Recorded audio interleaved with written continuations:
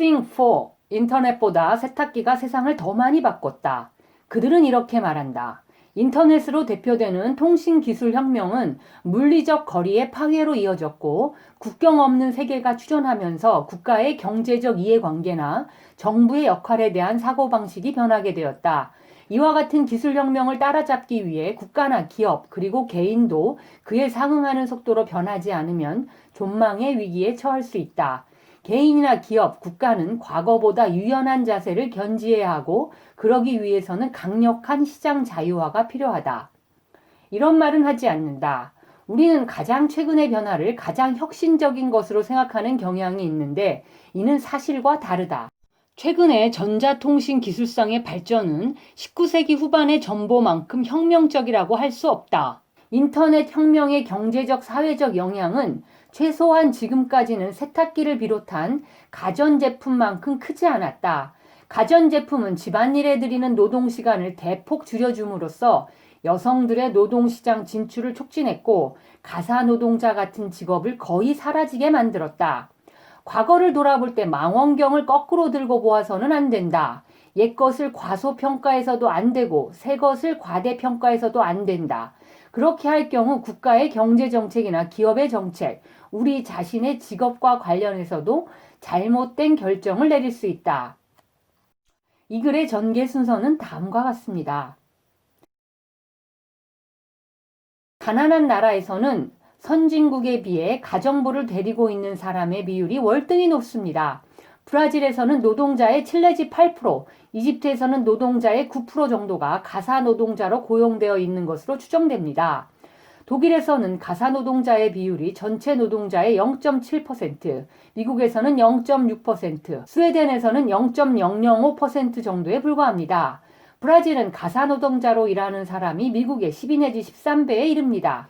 지금의 선진국들 역시 과거에는 가사노동자로 일하는 사람의 비율이 오늘날의 개발도상국과 거의 비슷했습니다. 미국은 1870년대만 해도 유급으로 고용된 사람의 8% 정도가 가사노동자였습니다. 독일도 1890년대까지만 해도 그 비율이 8% 내외였습니다.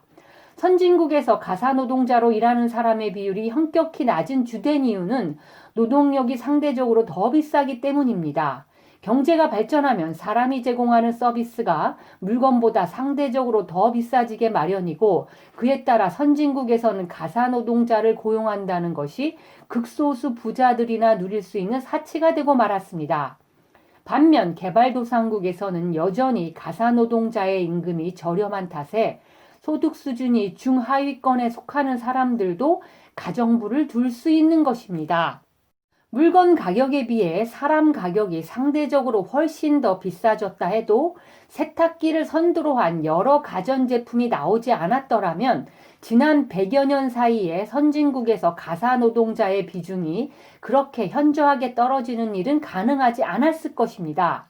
세탁기는 가사노동 시간을 어마어마하게 절약해 주었습니다.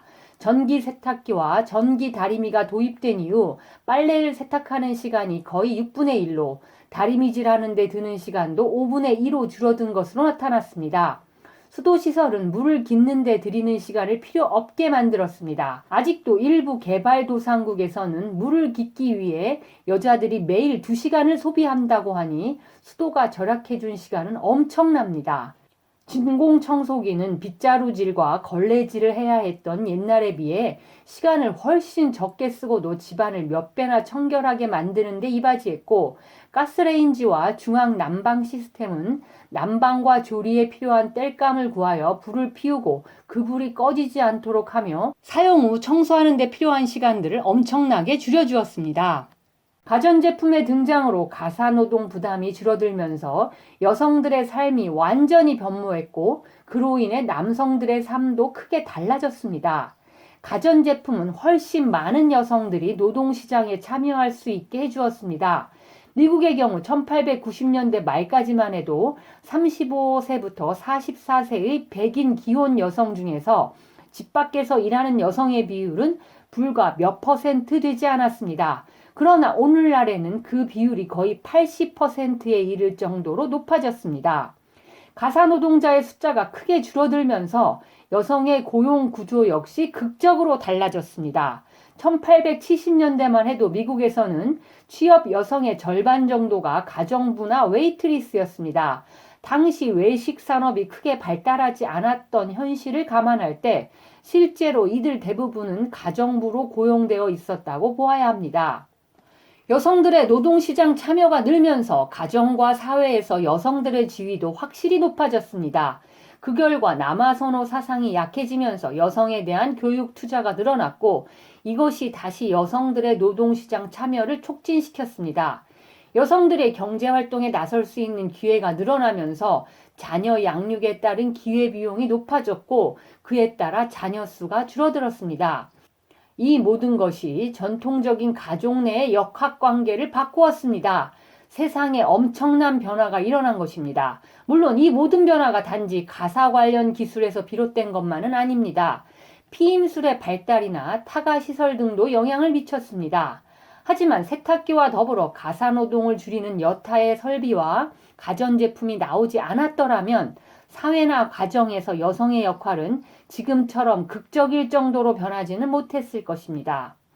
세탁기가 가져온 이런 변화들과 많은 사람들이 세상을 완전히 바꾸어 놓았다고 생각하는 인터넷이 현재까지 이루어 놓은 변화들을 비교해 보면 인터넷은 생산적인 분야에서는 그렇게 혁명적인 영향력을 발휘하지 못했습니다. 웹서핑을 하고 페이스북을 통해 친구들과 채팅을 하며 스카이프로 대화를 나누고 멀리 떨어진 누군가와 게임을 즐길 수 있는 것은 인터넷 덕입니다. 인터넷을 이용해 보험, 휴가, 음식점에 관한 정보나 채소나 샴푸 가격까지 찾아보는 것도 무척 쉬워졌습니다. 하지만 인터넷이 생산 분야에서도 그렇게 혁명적인 영향력을 발휘했는지는 아직 분명하지 않습니다.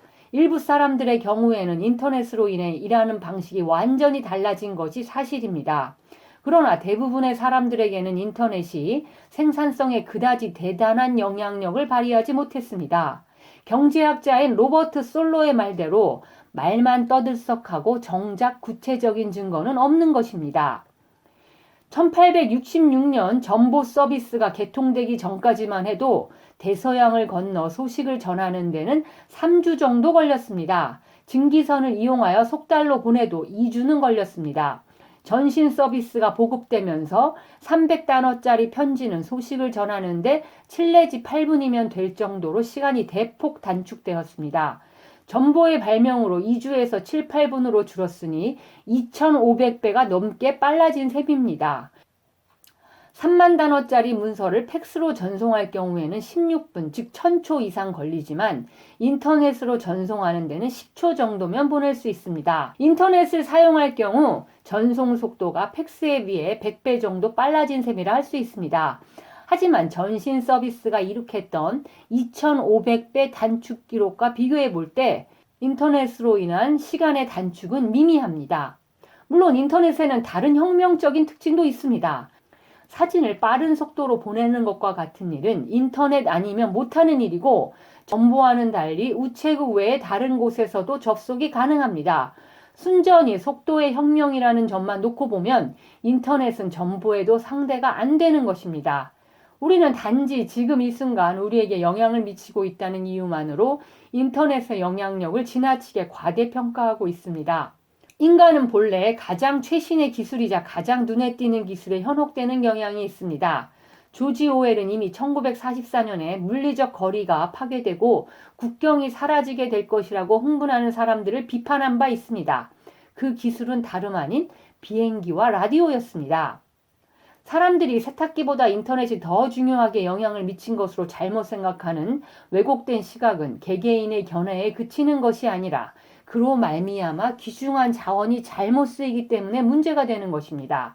일부 선진국들, 특히 미국과 영국에서는 인터넷으로 대표되는 정보통신기술혁명에 마음이 팔려 탈산업화 사회의 시대가 왔다고 철석같이 믿고 제조업을 홀대하여 자국 경제를 약화시켰습니다. 또한 선진국과 개발도상국 사이의 정보 격차가 국제 문제화되고 이에 따라 많은 기업이나 자선단체, 개인들이 개발도상국에 컴퓨터와 인터넷 설비를 갖추라고 많은 돈을 기부한다는 사실입니다.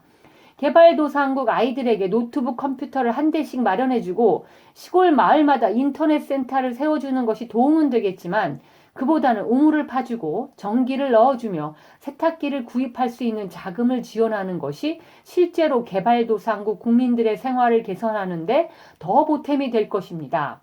많은 기부자들이 돈을 다른 용도로 사용할 경우 거둘 수 있는 혜택을 장기적 관점에서 비용과 비교해가며 면밀하게 평가해보지도 않은 채 그럴싸해 보이는 프로그램에 돈을 주고 있다는 점을 지적하고 싶습니다. 또 새로운 기술에 푹 빠진 사람들은 우리는 이제 국경 없는 세계에 살고 있다고 믿고 현재 일어나는 모든 변화가 기술 진보의 산물이라고 생각하고 이런 변화에 반대하는 것은 시계를 거꾸로 돌리는 것으로 간주하게 되었습니다.